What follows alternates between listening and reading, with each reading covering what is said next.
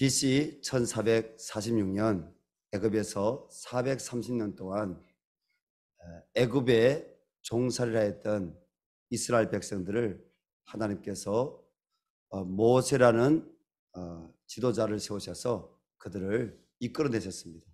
그냥 이끌어내신 것이 아니라 약속을 지키시고 언약을 이루시기 위해서 하나님께서 하나님을 인정하지 않고 이스라엘 백성들을 노예로 그냥 붙잡아 들려고 하는 바로와 그 애굽 땅에 하나님이 10가지 재앙을 내리셔서 결국은 이스라엘 백성들이 광야로 나오게 됩니다.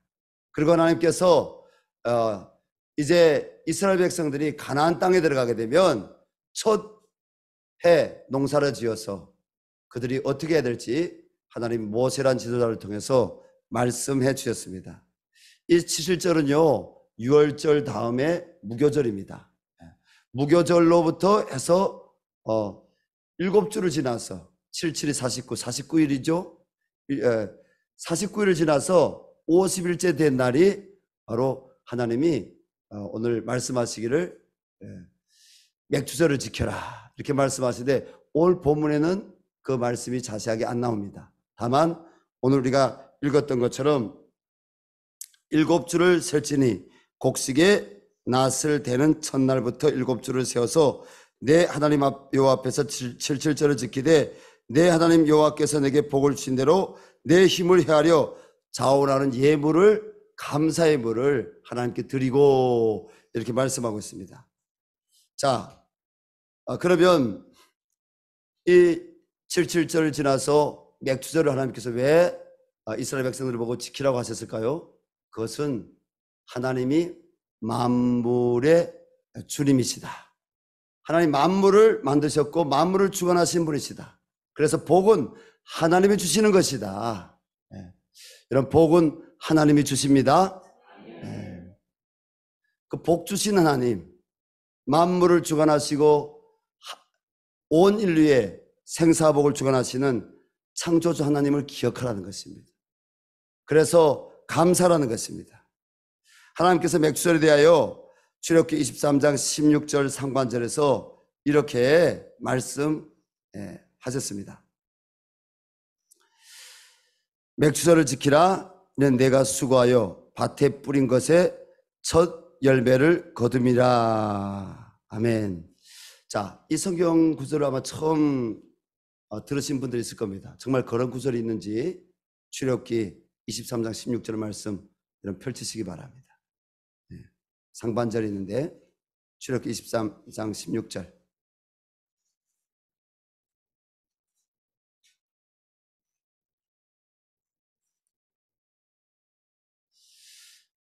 출애굽기 23장 16절입니다. 펼치셨습니까? 그럼 같이 한번 읽어볼까요? 맥주절을 지키라. 이는 내가 수고하여 밭에 뿌린 것에 첫 열매를 거둠이니라. 아멘. 거기까지입니다. 자, 그럼 맥주절이 뭘까? 맥주절은요 히브리어로 카치르인데 이 말은 구약 성경에만 52번, 53번이 기록되어 있습니다. 근데 이 카치르란 말은 뜻이 뭐냐? 수확하다. 그리고 수확물 이렇게 곡식을 수확한 상태 그리고 수확물 추수된 곡식의 상태를 이 카치르라는 겁니다. 성경을 기록한 배경인 이스라엘의 우리 자연기후와 우리나라의 자연기후는 좀 다릅니다. 우리나라는 사계절이 있습니다. 지금은 후덥지근한 여름이잖아요. 그렇죠? 삼복이 시작됐습니다. 어제요 거룩한 방파제로 서울시의회 광장에 가서 함께 한국교회 성도들과 수고한 우리 성도님들을 축복합니다. 그리고 부득이하게 함께 가지 못했지만 하나님 나라의 거룩이 이 땅에 이루어지기를 간절히 바라는 마음 가지고 기도해 주신 성도님들을 축복합니다. 어저께요 그 광장에 가서 서 있는데 너무 뜨거운 거예요. 땀이 그냥 온몸에 줄줄줄 내려오고요 얼굴이 줄줄줄 땀이 흐르는데 뒤에서 우리 나 전사님이 측은히 봤는지 김혜숙 전사님이 측은히 보셨는지 양산 하나 빌려주셨어요. 그래서 양산 하나 가지고 이 자리에 계신 우리 안수 집사님하고 유장로님하고 저하고 하나 딱 이렇게 3명 쓰고 있는데요. 아, 발이 너무 뜨거운 거예요. 발이 까만 가죽구두를 신고 나가는데 발이 너무 뜨거운 거예요. 나만 뜨거운 줄 알았는데 나중에 장로님이 그런 얘기 하시더라고요. 아이고, 발이 너무 뜨거워서 혼났다고 이렇게. 어제 굉장히 더웠습니다. 그 더운 가운데 정말 수고했는데, 자, 우리나라는 이렇게 사계절이 봄, 여름, 가을, 겨울이 뚜렷한데요. 그러면 유대는 계절이 어떨까요? 유대는 계절이요, 2계절로만 나눠집니다. 이제 8월 말부터 9월까지 터키, 튀르키예에도 우리 교회 성도님들이 이미 한 10명 정도가 그 중동에 선교 이렇게 간다고 등록을 한 걸로 아는데 10명 가까이. 근데 거기도 똑같습니다. 뜨겁습니다. 그러면 계절을 어떻게 나누냐? 우기하고 건기로 나눕니다. 지리적으로 우리 이스라엘은 아이를 떼성과 지중해 성 중간에 놓인 그 11월부터 다음에 3월까지 우기 계절이고요. 4월부터 10월까지는 동쪽에서 따뜻한 바람이 지중해에서 이렇게 그 등해지고 동쪽에서 말입니다. 바람이 불어오는 그런 건기 계절입니다. 이스라엘은 보리와 밀을 5월에 추수하여서 5월 말이나 6월 초인 77절이 지나서 맥추절날, 오순절입니다. 신약 성경에서는 오순절날에 이 맥추절인데 그들은 이 맥추절을 지킵니다. 하나님께서 맥추절을 지키라고 하셨는데 우리는 오늘 성경을 통해서 맥추 감사절의 진정한 의미가 뭔지, 왜 이걸 하나님 지키라고 했는지 알고, 그리고 그 영적 의미를 또 우리가 신약에 오신 예수 그리스도를 바라보면서 우리가 잘 알고 우리 삶에 여러분 적용할 수 있기를 바랍니다. 먼저는 여러분 맥추 감사절의 유래입니다. 이스라엘 백성들인 유대인들은 맥추절은요 6월절부터 일주일이 7번을 지난 때인 이 기간을 7절이라고 부르는데 7절 다음날 그리고 50일 된 날이죠. 이 날의 맥추절을 하나님께 나가서 오늘 말씀대로 뭡니까? 하나님께 나오는 것입니다. 자, 따라합시다. 맥추절은 하나님께 나오는 날이다. 하나님께 나오는 거예요. 하나님께 왜 나와요? 그들이 감사 예물을 들고 나오는 것입니다. 유대인들은 이 감사 예물을 들고 나와서 하나님 함께 힘써 생명의 주관자이시고 또 삶의 은혜를 주실 그 하나님을 그들이 찬송하고 그 하나님 앞에서 즐거워했습니다. 자, 유대인들에게서 맥추절은 7절의 맥은 오순절이라고 했는데 우리 대한민국에서 그러면 올 7월 첫째 주일이잖아요. 그러면 우리 대한민국은 왜 이 맥추절 성경대로 안 지킬까? 이런 궁금한 분들이 있을 겁니다. 근데 그 의미를 알게 되면 여러분들이 쉽게 잘 이해가 할 수 있습니다. 우리나라에 복음이 들어왔습니다. 130년 전부터 120년 전부터 우리 한국교회도 이 맥추절을 성경의 의미를 갖고 지키기 시작했는데 우리나라는요 매해 10월 달에 곡식을 다 베어내고 10월 달에 보리를 심습니다. 이 남쪽과 저 북쪽의 이 차이는 한 일주일에서 저 최북단까지 올라가게 되면 한 보름 정도 날씨 기온의 차이가 있습니다. 그래도 어쨌든 10월 달에 이 보리씨를 땅에 이렇게 박아서 뿌리죠. 이렇게 넣는데 그때 뭐 어떻게 됩니까? 10월, 11월 파릇파릇 자라서 한 이만큼 자라요. 이만큼. 시골에 사신 분들 다 보셨죠? 네. 가을에 보리가 자라는 거예요. 그러면 겨울에 눈 내리잖아요. 눈 덮이면 그 보리가 다 죽을까요? 안 죽습니다. 네. 그리고 다음에 3월달, 늦으면 4월달 그 보리가 다 새파랗게 살아나가지고요 4월, 5월 이 보리가 빨리 자라서 결국 열매를 맺게 되는 것입니다. 그래서 우리나라는요, 이 4월과 5월, 6월 자라서 열매를 맺어서 결국은 6월 중순 이후부터 6월 말부터 이렇게 이 보리 추수를 하게 되는데, 추수를 다 끝내고 뭡니까?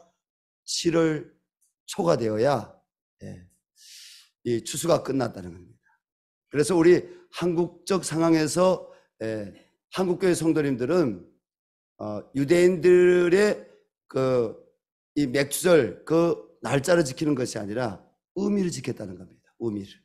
그래서 7월 첫째 주일날 하나님께 그 배인 첫 곡식단 그리고 보리를 갖고 혹은 밀을 갖고 하나님 앞에 나와서 감사했다는 것입니다. 1년의 절반을 하나님께서 지켜주시고 우리에게 또 일용할 양식을 주셔서 감사하고 하나님이 또 우리에게 앞으로 더욱 좋은 은혜를 주실 줄을 믿고 감사합니다. 하나님께 감사했다는 것입니다. 사랑하는 성도님들, 감사할 수 있기를 바랍니다. 시편 50편 14절에 말씀 보니까 성전에 나오는 자는 감사로 하나님께 제사를 드리라고 말씀하셨습니다. 그리고 시편 50편 23절에서는 감사로 제사를 드리는 자가 나를 영화롭게 하나니 그의 행위를 옳게 하는 자에게는 내가 하나님의 구원을 보이리라. 아멘. 우리 예수 믿는 성도들이 중요한 것은 성경적인 의미를 알고 자꾸 성경적인 그 의미 가운데 말씀하신 대로 우리가 하나님 말씀을 지키는 것입니다. 할렐루야. 신앙은 하나님에 대해서 아는 것만이 신앙이 아닙니다. 그건 반쪽입니다. 신앙은 하나님을 알고 그 하나님 말씀하신 것을 지키는 것이 신앙입니다. 그래서 우리 믿음의 선배, 우리 믿음의 우리 부모 세대 그리스도인들 또 구약의 유대인 성도들처럼 우리는 어떻게 해야 되겠습니까? 하나님께 감사를 잃어버리지 말고 감사를 회복해야 되죠. 올 시편 50편 23절에 뭐라고 했습니까? 감사하는 자가 첫째로 나를 하나님을 영화롭게 한다. 둘째로 감사로 그 행위를 옳게 하는 자, 감사로 그 행위를 옳게 하는 자에게 내가 구원을 보이리라. 하나님이 감사하는 자를 통해서 하나님이 영광 받으시고 감사하는 자의 그 행위를 보시고 하나님이 더욱 그 삶에 구원을 베푸시겠다는 것입니다. 제 말이 아닙니다. 누구의 명언이 아닙니다. 성경 66권 생명의 말씀을 기록하게 하신 하나님의 말씀입니다. 여러분 감사할 수 있기를 바랍니다. 하나님이 감사라는 것은요 우리에게 축복을 주시기 위해서입니다. 자, 맥주 감사절의 영적 의미가 뭘까요? 우리 하나님께서 이스라엘 백성들에게 맥주 감사절을 정하게 하시고 그리고 지키라고 하신 영적 의미가 있는데요. 그것은 신명기 오늘 16장 9절 12절에 아주 잘 나타나 있습니다. 우리 다시 같이 한번 읽어볼까요? 신명기 16장 9절 본문 다시 읽겠습니다. 7주를 셀지니 곡식의 낫을 대는 첫날부터 7주를 세워 내 하나님 여호와 앞에 77절을 지키되 내 하나님 여호와께서 내게 복을 주신 대로 내 힘을 다하여 자원하는 예물을 드리고 너와 내 자네와 노비와 내 성중에 있는 레위인과 및 너희 중에 객과 고아와 가부가 함께 내 하나님 여호와께서 자기 이름을 두시려고 택하신 곳에서 내 하나님 여호와 앞에서 즐거워할지니라. 너는 애굽에서 종되었던 것을 기억하고 이 규례를 지켜 행할지니라. 우리 믿음의 성도님들은 이 말씀을 통해서 세 가지 영적 의미를 알아야 됩니다. 첫째는 하나님께서 이스라엘 백성들을 종이 되었던 애굽에서 구원하신 것처럼 제 종로로 하던 우리를 천만제약에서 구원하신 그리스도의 은혜에 대해서 기억하고 감사라는 것입니다. 나를 구원하신 예수 그리스도의 십자가의 은혜, 대속의 은혜를 기억하고 감사라는 것입니다. 제가 한 주간 동안 이 맥주 감사절을 준비하면서 돌아보니까요, 하나님께 너무 감사한 거예요. 저에게 사망의 음침한 골짜기가 얼마나 많았는지, 사망의 음침한 골짜기에서 저를 건져 올리시고 하나님의 종으로 사용해 주시고 하나님을 경외하는 자리에 인도해 주신 하나님 감사합니다. 혹시 낮은 곳에 있는 성도님들이 있습니까? 고통 가운데 있는 성도님들이 있습니까? 물리적인 감옥은 아니지만 여러분 삶의 감옥 같은 그 환경 가운데 있는 성도님들이 있습니까? 예수 그리스도 나를 구원하신 하나님을 바라보시기 바랍니다. 나를 십자가에서 대속하신 그 하나님의 사랑을 기억하며 믿음으로 하나님 바라보시기 바랍니다. 나는 우리 성도님들에게 하나님께서 큰 구원을 베푸실 줄로 믿습니다. 그런데 중요한 것은 믿음이 중요합니다. 믿음을 가져야 됩니다. 믿음이 없이는 하나님 앞에 나갈 수 없습니다. 믿음이 없이는 하나님을 기쁘시게 할 수 없습니다. 믿음이 없이는 하나님께 어떤 상도 받을 수가 없습니다. 그 믿음은 만져지고 눈으로 보여지는 것만 옳다고 하는 믿는 그런 3차원적인 믿음이 아닙니다. 바라는 것들이 실상입니다. 보지 못한 것들이 증거입니다. 더 나은 것을 바라보는 여러분 실제로 하나님께서 역사하심으로 더 나은 일들이 일어나는 것을 바라보는 것입니다. 무엇에 근거해서? 언약에 근거해서, 하나님 말씀의 약속에 근거해서 믿음으로 나아가는 것입니다. 사랑하는 성도 여러분, 어제 우리 통일 소망의 밤 가졌습니다. 하나님 앞에서 한 150명 가까운 분들이 왔던 것 같아요. 물론 거기서 제가 이렇게 두루 살펴보니까 우리 성도들이 또 보이더라고요. 한 30명 가까이도 우리 교회 성도님들이었던 것 같아요. 어쨌든 통일소망선교에 헌신하고 그리고 또 귀하게 통일소망선교를 위해서 하나님 앞에 하나님 북한 동포들을 사랑합니다. 복음 통일 이루어지기를 원합니다. 하나님 나를 사용해 주십시오. 통일소망선교와 함께했던 많은 분들이 그곳에 오셨습니다. 더 많은 분들이 있지만 다수의 분들은 오지 못하고 아주 소수의 분들이 모였습니다. 하지만 저는 감사했습니다. 이 성경에 보면 하나님이 이사야서 말씀에 이렇게 말씀하십니다. 저는 어느 날 그 말씀 읽다가 펑펑 울었어요. 이 버러지 같은 야곱아, 이스라엘아 하는데 하나님이 나의 정체성을 말씀하시는 거예요. 하나님을 몰랐을 때, 하나님이 없다 했을 때 나의 인생은 버러지 같은 인생이었습니다. 사람들에게 밟히고요, 배신당하고요, 도둑질당하고 빼앗긴 줄도 모르고 내 힘대로 내 뜻대로 살아가려고 했지만 여러분 하나님이 없는 인생은 불행이었습니다. 그 불행한 인생에서 하나님 믿는 사람들 우습게 보고요, 비웃고, 근데 하나님이 그래도 이처럼 사랑하사 독생자를 주셨으니 이런 저를 믿는 자보다 멸망치 않고 영생을 얻게 하려 하심이라. 하나님이 저를 만나주신 거예요. 버러지 같은 이빌립을 만나주신 거예요. 그리고 하나님이 어떤 분이신지 영적으로 알게 해주신 거예요. 그때부터 믿음이 생겼습니다. 하나님을 불렀다가 하나님을 부르게 되고, 하나님을 불렀다가 하나님 아버지를 날마다 부르게 되었습니다. 찬송 불렀습니다. 저기 꿈이 있었습니다. 하나님, 제 평생 어렵고 힘든 가난한 사람들을 위해서 제가 살아가게 해주십시오. 어려운 이웃들을 위해 살아가게 해주십시오. 그 기도를 27살에 중국에서 예수님 만나고 성경을 우리 최강성 교사님 통독반에 가서 성경을 읽는 가운데 하나님은 고아와 가부와 나그네 객을 돌보라 가신 하나님인 거예요.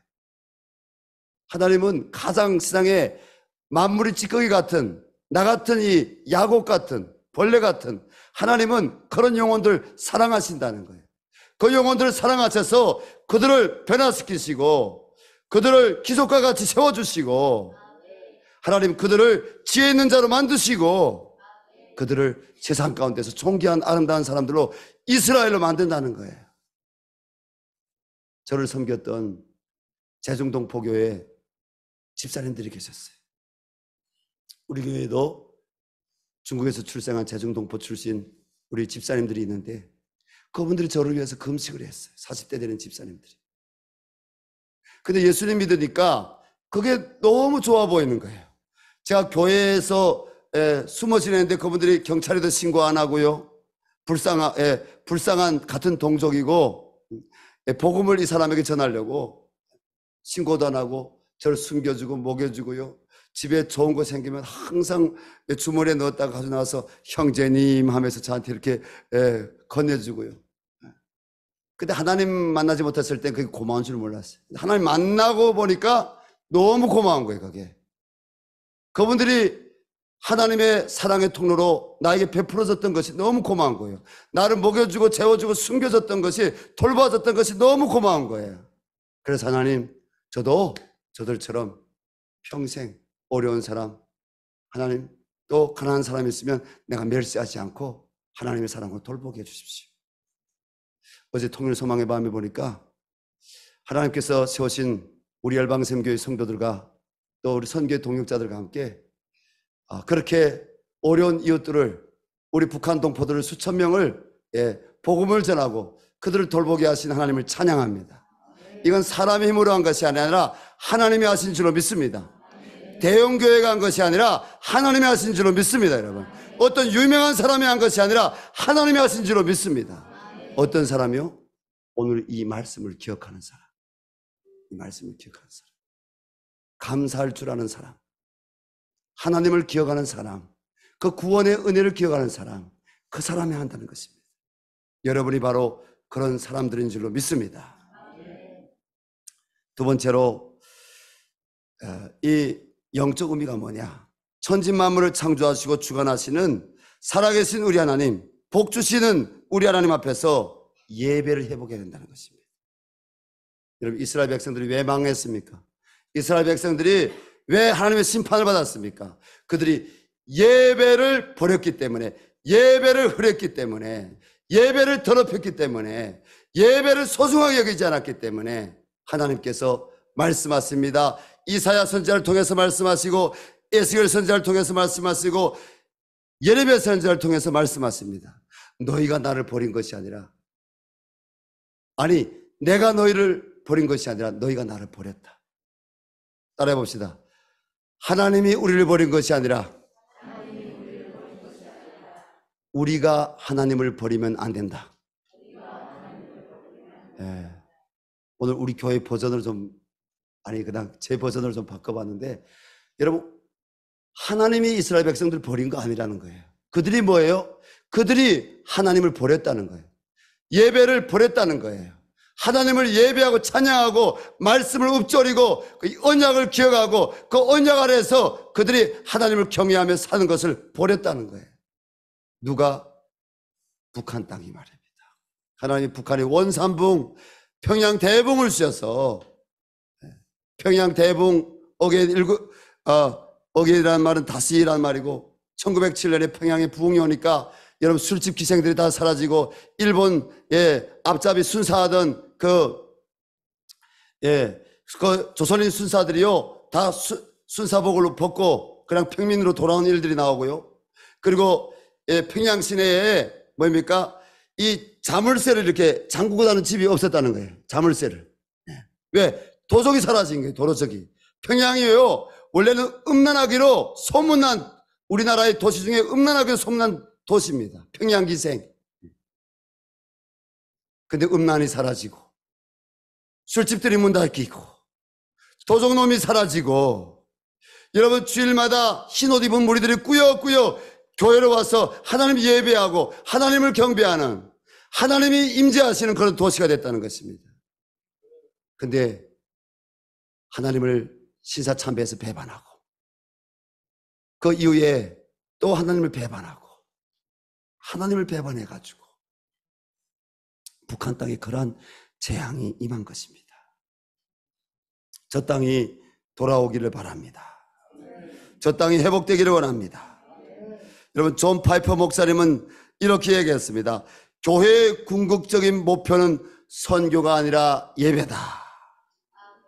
선교가 존재하는 이유는 예배가 존재하기 때문이다. 뭐라고요? 예배가 없는 선교가 있을 수 없다는 겁니다. 사랑하는 성도 여러분, 예배로 돌아오시기 바랍니다. 하나님께로 마음 돌아오시기 바랍니다.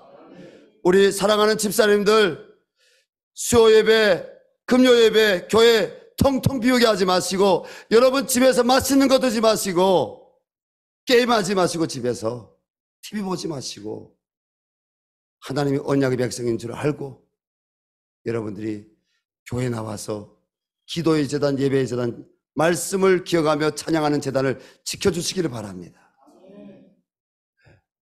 앞으로 우리 교회 수요 예배, 금요 예배 안 들으시는 분들은 여러분 직분을 줄 수가 없습니다. 왜냐하면 디모데전서 말씀 보니까 집사의 직분을 잘한 자에게 하나님이 더 아름다움을 주시겠다고 했습니다. 그 말씀을 지켜야 되겠습니다. 하나님 앞에 여러분 직분이 뭐입니까? 예배자의 직분이에요. 기도하는 직분이에요. 기도로 먼저 봉사하는 거예요. 예배로 먼저 봉사하는 거예요. 할렐루야. 예배로 먼저 봉사하는 거예요. 한국교회 점점 예배가 사라져가고 있다. 우리는 흔히들 그런 얘기하죠. 근데 그 주인공이 누군지 아세요? 나예요, 나. 우리예요. 우리가 예배를 소홀히 여기는 거예요. 우리가 예배를 드리는 것을 즐거워하지 않는 거예요. 하나님 앞에 나가는 것을 우리가 즐거워하지 않는 거예요. 물론 가정교회를 이루고 가정에서 예배 드리는 분들도 있지만 말이다. 하나님 앞에 예배를 귀하게 여기지 않는 분들. 우리 한국교회 부흥이 왜 왔다고요? 예배의 부흥입니다. 우리 한국교회 부흥은 신학이 뛰어나기 때문에 하나님 이 땅에 부흥을 주신 것이 아니라 이 땅에 하나님 부흥을 주신 이유는 예배의 부흥이었습니다. 할렐루야. 우리 한국교회인 열방샘교회가 예배의 부흥이 일어나기를 예수님 이름으로 축원합니다. 예배를 통해서 하나님은 이스라엘 백성들이 애굽에 섬기던 더러운 우상 숭배를 버리고 고기 근원이신 하나님께만 감사하고 예배하도록 하셨습니다. 그리고 맥주절날 반년 동안 베푸신 은혜를 기억하며 마땅히 하나님께 힘을 다하여 뜻을 다하여 목숨을 다하여 나와서 감사를 표현했습니다. 셋째로 교회와 성도들이 살아계신 하나님께서 늘 잊지 않으시고 돌보라고 하신 내 주변에 소외된 이웃들인 가난한 자들과 고아와 가분 나그네를 내 몸같이 사랑하고 즐겁게 도와야 됩니다. 우리 말씀 14절 말씀 14절이 아니라 그렇죠. 우리 11절 말씀 12절 말씀 같이 읽겠습니다.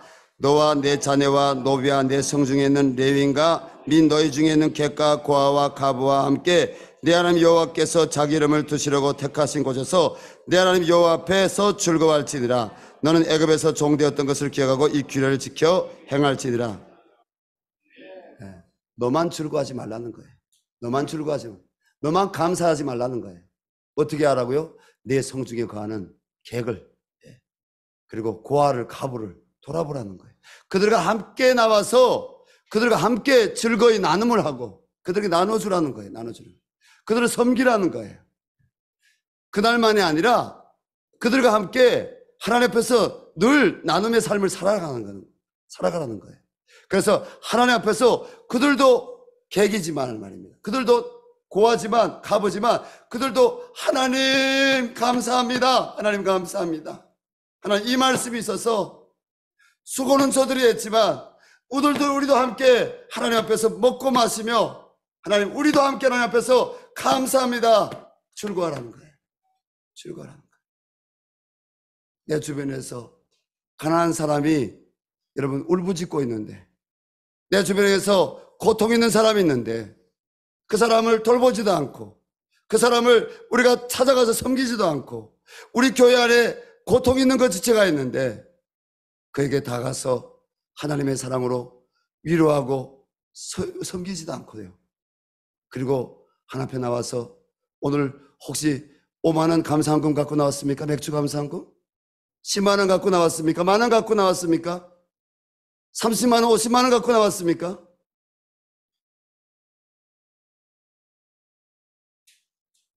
하나님께 갖고 나오는 것이 중요한 것이 아니라 하나님은 예물을 드리라고 했지만 그 예물 드리는 정신이 뭐냐? 예물 드리는 정신이 뭐냐? 하나님을 범사 인정하고 하나님께 드리기도 해야 되지만 뭡니까? 나는 우리 성도님들이 3만 원 드리는 성도님들은 10,000원이나 20,000원 빼가지고요, 내 이름으로 하지 마세요. 내 영적으로 성숙되지 못해서 내 이름으로 이렇게 생색내게 하는 그런 거 할 분들은 하나님께 그대로 다 3만 원 드리세요. 10,000원 드리세요. 그러나 내가 10만 원 하나 앞에 오늘 맥주 감사절에 감사하겠다, 그렇게 생각하는 성도님들 가운데 2만 원, 3만 원, 5만 원 교회 드리고 여러분 나머지 7만 원, 8만 원을요, 내 주변에 어려운 있는 사람에게 여러분 손으로 직접 가서 내가 기도하는데 하나님이 형제님 자매님 위해서 기도하는데 하나님이 도우라 가셨다. 하나님이 오늘 같이 감사를 나누라 가셨다. 내가 이 감사를 형제님하고 나누는데 나도 쉽지 않은 삶이지만, 나도 있어서가 아니라 나도 쉽지 않은 삶이지만 하나님이 내 것을 나누라고 할 때 내가 나누려고 하니까 하나님 나에게 기쁨을 주셨다. 여러분 주의 이름으로 하시기 바랍니다. 예수의 이름으로 하시기 바랍니다. 오늘 감사함으로 나온 자는 어떻게 한다고요? 하나님을 영화롭게 한다고 했어요. 할렐루야. 하나님의 이름이 영화로울 수 있도록 감사하십시오. 나누십시오. 이웃에게. 나눔이 없는 것, 그게 교회의 재앙이고 성도의 재앙입니다. 여러분 지난 기억하십니까? 오늘 예배가 좀 긴데요, 지난 신년 저희 교회에 그 신년 부흥에 와서 인도하신 공항성산교회 원로 목사님께서 와서 말씀을 전할 때 무슨 말씀했습니까? 아마 목요일 저녁이었던 것 같습니다. 이 땅에 왜 공산주의가 생기느냐, 이 땅에 왜 막시즘이 생기느냐, 그 이유는 교회의 제약 때문에 생겼다는 거예요. 교회의 제약 때문에 생겼다는 거예요. 하나님이 바로 성경 말씀에 내 손으로 수고한 대로 내가 얻을 것이다, 하나님이 얻을 수 있는 수고한 대로 자유도 주셨지만 성경에 내 손으로 수고한 것을 가지고 가난한 자들 돌아봐라, 성경이 분명히 가르쳤습니다. 그래서 칼빈이 직업 소명론, 종교개혁주의 사상 가운데 직업 소명론, 그것이 청교도 사상의 또 시작이 되는 사상입니다. 직업 소명론에서 뭡니까? 모든 직업은 하나님이 주신 성령으로 보는 거예요. 성령, 하나님 주신 것이다. 빈부귀천이 없다. 모든 직업은 하나님 주신 것이다. 할렐루야. 근데 그 직업을 갖고 하나님이 주시는 분복을 하나님이 물질을 주신다면 그 물질 가지고 어떻게 하라고요? 하나님이 가난한 자를 돌아보라고 했다는 거예요. 나눔을 하라는 거였어. 나눔을. 그래서 직업 소명론에서는 나눔에 대해서 강조 많이 합니다. 나눔에 대해서 흘려보내라는 거예요. 가난한 자들에게, 어려운 사람들에게 흘려보내라는 거예요. 내가 이제는 아파트 샀기 때문에, 내가 이제는 뭐 아우디를 샀기 때문에, 내가 좀 더 좋은 내가 어떤 뭐 프로젝트를 이제 했기 때문에, 나머지가 있기 때문에 나눔하는 것이 아니라 하나님 말씀에 순종해서 성령의 감동이 올 때마다 하나님 주신 가지고 나누라는 거예요. 교회가 뭡니까? 개혁주의 교회들도, 중세교회들도 캐톨릭 그렇게 타락했지만 개혁주의 교회들도 예배당을 크게 짓고요, 값진 대리석으로 꾸미고, 그리고 교회 안에서 기복지 신앙만 가르치고 복 받는 것만 가르치고 축복만 선언하고, 부르주아지들이 많아지는데, 가진 자들이 교회 안에 점점 많아지는데 그 가진 자들이 나누지 않으니까. 흑사병으로 인해서 유럽 전역이 수많은 사람들이 죽고 고아들이 발생하고, 그리고 산업혁명이 일어나니까 여러분 그 시골에서 시골에서 도시로 이렇게 올라오는데, 여러분 산업 이 기계혁명으로 인해서 한때 사람들에게 많은 고통이 있었습니다. 어려움들이 있었습니다.